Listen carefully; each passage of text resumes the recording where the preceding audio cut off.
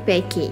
PPIK adalah dokumen bertulis sebagai panduan untuk merancang hala tuju pendidikan dan proses pengajaran dan pembelajaran, melaksanakan proses pengajaran dan pembelajaran, memantau perkembangan, menilai tahap pencapaian dan sebagai alat pengurusan bagi keseluruhan proses pengajaran dan pembelajaran.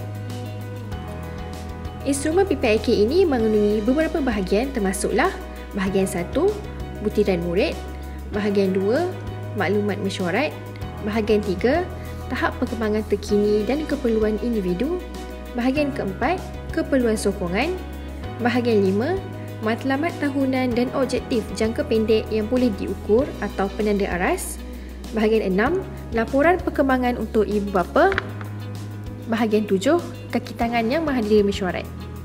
Jom kita mulakan penulisan PPIK. Di bahagian 1, guru perlu mengisi maklumat peribadi kanak-kanak. Antara maklumat yang perlu diisi adalah maklumat kanak-kanak, maklumat ibu bapa, maklumat kesihatan dan penggunaan bahasa. Bagi penggunaan bahasa, terdapat dua bahagian yang perlu diambil kira oleh guru, iaitu bahasa ibunda dan bahasa pengajaran dan pembelajaran kanak-kanak. Bahasa ibunda merupakan bahasa utama yang kerap digunakan di rumah, manakala bahasa pengajaran dan pembelajaran adalah bahasa yang ingin digunakan sepanjang sesi intervensi. Tujuan guru mengetahui jenis bahasa yang akan digunakan adalah supaya bahasa yang akan diguna pakai seiring dengan hala tuju sekolah kanak-kanak yang bakal dimasuki mereka, iaitu sekolah awam atau sekolah swasta. Bahagian seterusnya adalah maklumat mesyuarat. Guru perlu mengisi butiran mesyuarat yang dijalankan dan menetapkan tarikh jangkaan mesyuarat yang akan datang. Guru perlu menedakan jenis mesyuarat yang diadakan. Permulaan iaitu bagi mesyuarat yang dijalankan buat kali pertama. Review atas permintaan iaitu ibu bapa atau guru yang memohon untuk mengadakan mesyuarat PPIK sebelum tempoh 6 bulan yang telah ditetapkan. Penilaian semula iaitu mesyuarat yang dijalankan selepas tempoh 6 bulan. Bahagian 3 menerangkan tahap perkembangan semasa pencapaian akademik yang diperoleh semasa pemerhatian yang telah dijalankan sebelum ini. Antara aspek kemahiran yang dilihat adalah kemahiran bahasa dan komunikasi, kemahiran adaptif dan kemahiran kognitif. Kemahiran bahasa dan komunikasi merujuk kepada bagaimana kanak-kanak berkomunikasi dengan orang sekeliling sama ada secara lisan dan tanpa lisan. Selain itu, guru perlu melihat tahap bahasa kanak-kanak iaitu secara reseptif dan ekspresif. Kemahiran adaptif pula adalah kemahiran urus diri kanak-kanak. Antara kemahiran adaptif yang guru boleh perhatikan adalah makan, minum, basuh tangan, pergi ke tandas, memakai dan membuka kasut. Kemahiran kognitif kanak-kanak boleh dikenal pasti ketika mereka menyelesaikan tugasan di meja belajar. Namun begitu, kemahiran kognitif tidak terikat dengan tugasan akademik sahaja.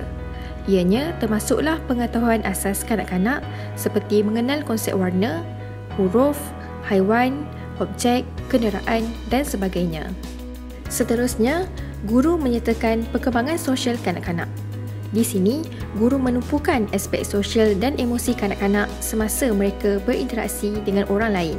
Manakala, tingkah laku pula menekankan kepada bagaimana kanak-kanak menunjukkan tingkah laku sepanjang sesi intervensi bersama guru. Sebaiknya, guru menyertakan mengapa kanak-kanak bertingkah laku sedemikian dengan mengumpul data semasa sesi intervensi. Kemahiran motor kasar dan halus sangat penting untuk perkembangan fizikal kanak-kanak.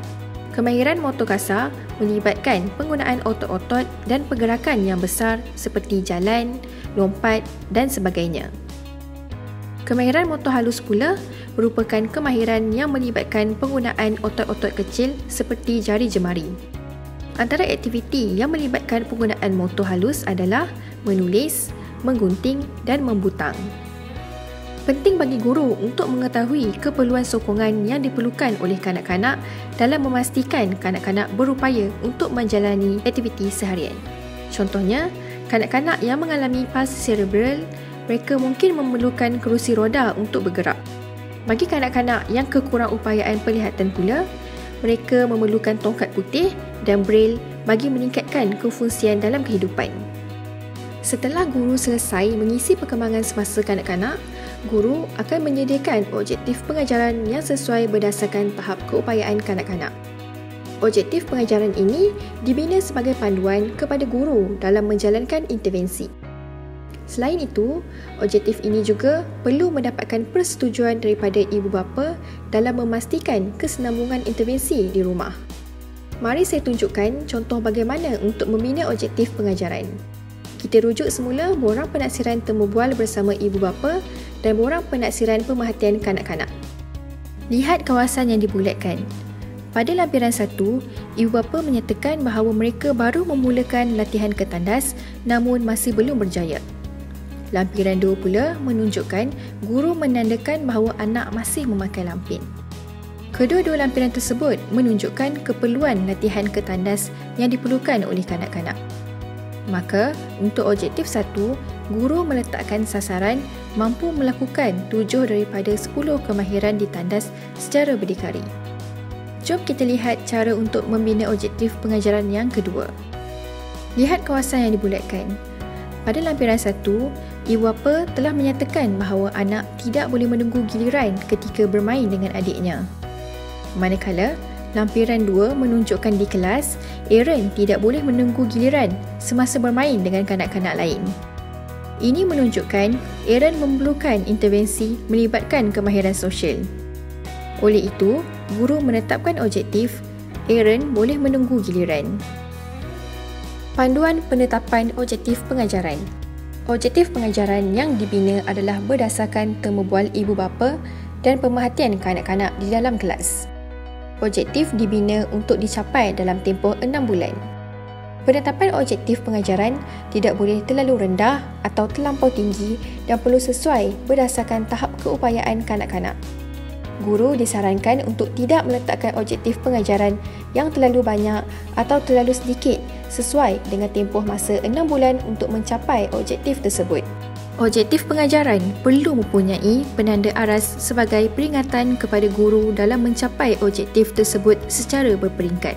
Sebagai contoh, bagi objektif pengajaran boleh melakukan 7 daripada 10 kemahiran di tandas secara berdikari, guru perlu meletakkan sasaran kemahiran ke tandas mengikut pecahan bulan. Dari segi pengumpulan data pula, guru boleh memilih kaedah yang sesuai bagi kemahiran ke tandas seperti secara ujian atau secara pemerhatian.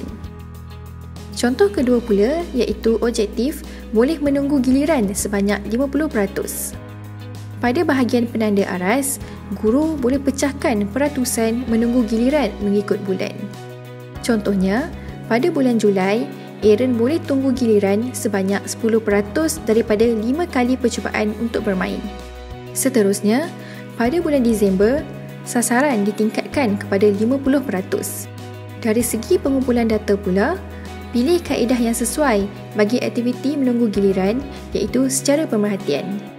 Bahagian 5 menunjukkan PPIK yang akan dibangunkan adalah sah dalam tempoh 6 bulan dan akan direview semula bagi 6 bulan seterusnya. Perbincangan PPIK dijalankan bersama guru dan ibu bapa.